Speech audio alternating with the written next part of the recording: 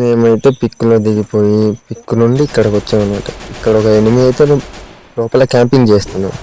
వచ్చి రాగానే పంది కుక్కేసాడు. పంది కుక్కేస్తే మా వాళ్ళు చెప్తూనే ఉన్నాను.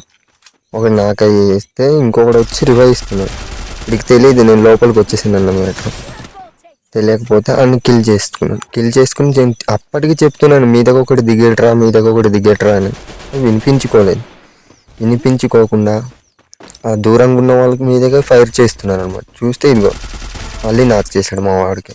నాకు చేస్తే నేను వాడికి మళ్ళీ చూసి నాకు చేస్తాను. నాకు చేసిన తర్వాత మళ్ళీ లేపు దీన్ని కూడా ఫుల్ కిల్ చేసుకుని అలా కాసేపు ఉంటే ఇంకొకటి వచ్చాడు.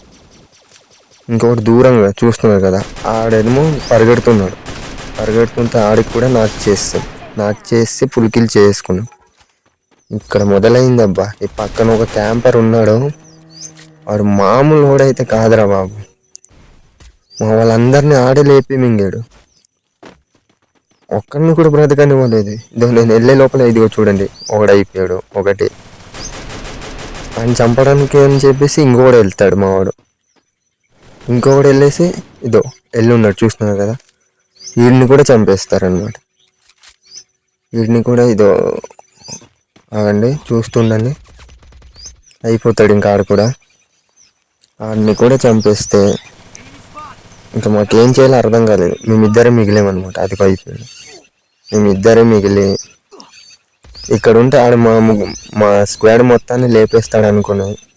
నేను ముందే ప్లాన్ చేసుకున్నాను అనమాట. ప్లాన్ చేసుకుని ఇంకా వాడి వల్ల ఏదైతే వాడిని అయితే మనం ఏం చేయలేములే కానీ అని చెప్పేసి మా వాడికి వదిలేసి నేను మా వాళ్ళకి రివైవ్ ఇద్దామని పీక్కాసి వెళ్ళిపోయాను అనమాట.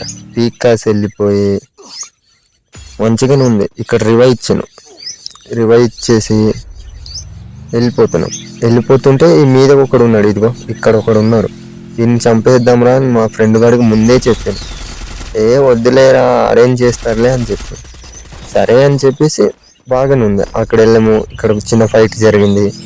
మళ్ళీ ఇక్కడ మా వాడిని ఒకరిని లేపేసాడు. నేను ముందే చెప్పాను వీడిని చంపేద్దాంరా అని చెప్పి. మా వాడు వినిపించుకోలేదు. చివరికి ఆడి చేతుల నుంచి వచ్చాను.